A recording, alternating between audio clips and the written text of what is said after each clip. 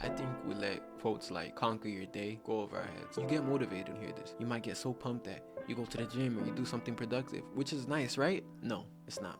Because what happened to the rest of your day? You got complacent. You felt like just going to the gym was enough. Just making a couple videos was enough. Just doing whatever you had to do was enough. What do you do when you're in a room full of people that do the same thing that you do? They go into the gym. You see it all the time when you're in the gym. You see it all the time when you're in a combat sport or maybe in a YouTube convention, whatever it is, right? What's gonna separate you is my question. I'm sitting in my car while I'm on break and I'm contemplating. Out of nowhere, I just thought about this mind because I'm thinking about all the things I need to do, and it's conquer your day.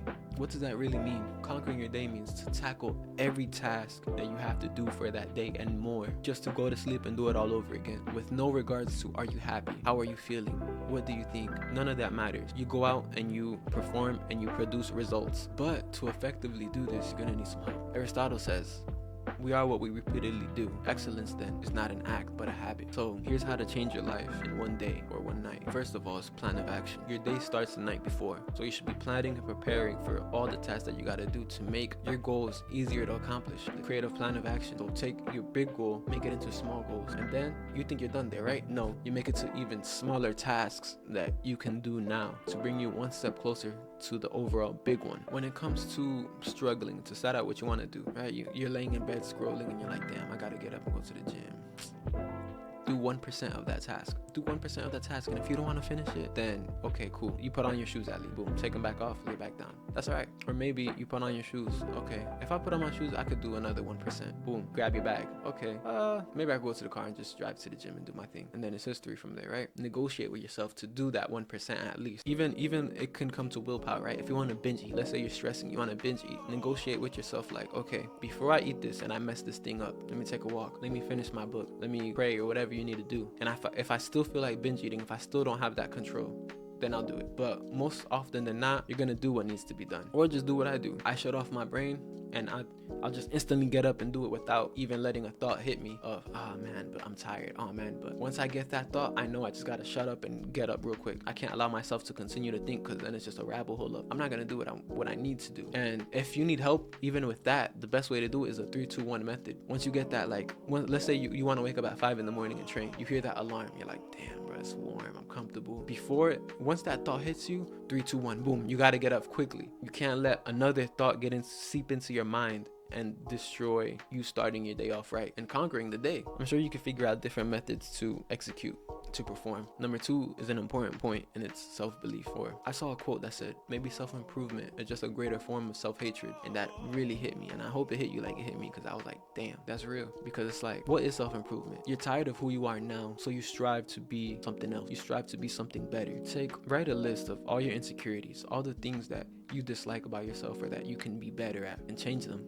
Do the opposite, whether if you can immediately change it or you can move to progress to be better. And obviously there's going to be things that you can't change, right? Like your height or your skin color, whatever. And if you can't change it, then you shouldn't worry about it, but you should own it. You should look at people with that same circumstance that have done great things, because I feel like it's easy for people to make excuses. It's easy for people to be like, oh, but I can't because I'm short. Oh, I can't because I'm this way. But I promise you, there's been other people with worse that have done it better than you. And so worrying about things that you can't control shouldn't even bother you, because it's you. Create the image of the better you. Where did I get this from? David Goggins. He talks about the image that he had of himself when he was 300 pounds, a liar, a loser. He worked at a job that he hated. He was always trying to please people, make people laugh, doing ridiculous things. But when he came home and he looked in the mirror, he knew who he really was, like how he really felt about himself. Same thing with me when I was that chubby kid.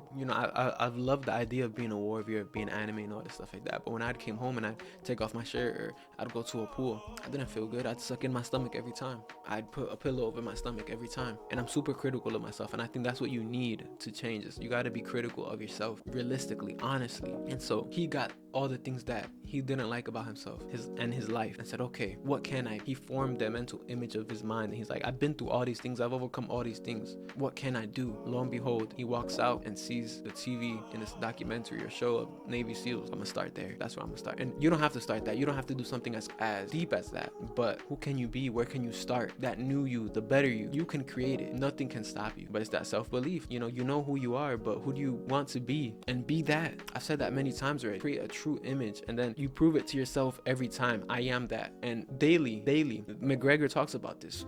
And it's kind of why he's fallen off, is because he said oftentimes he'd say don't eat that, but he'd still eat it. Go to sleep at this time, but he'd still stay up. Train, but he'd skip training. Every time you do this, you're proving to yourself that you're not who you believe you are. You're not who you say you are. He's taking on defeats to his ego, defeats to his subconscious mind, because you're saying to yourself you're less. You're not a world champion because you're not doing these things. You're proving me wrong. But when you say I'm a world champion, or I'm this, I'm a Navy SEAL, I'm whatever, and then you go out and train, you go out and sleep at this time, you take care of your body well, you're getting fit, and you're starting to see the results, bro. It's just a avalanche, that just a snowball that it might start small, right? Because you might not see the results right away, but you're proving yourself right, and it's kind of hard, but you're still going. And then now you're starting to see results. Now you're starting to see your life change. Now people are treating you differently, and then the ball just builds and it builds and it builds, and then before you know it, you are that. And so it all goes down to the self-belief, and that's why it's so important. And this is more philosophical than, if you want to change your life in one night, create a plan of action. Get things that you don't like, get things that you do like, and who do you want to be, and what are your self-beliefs, and also strategies for you to make what you set out to do, those tasks, easier. But it's just about just going out and doing it, man. There is no secret, there's no hack, there is no one night. One day adds up. One great day constantly adds up to a great week. One great week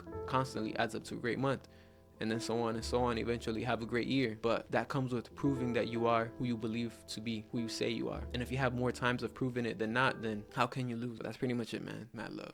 Peace.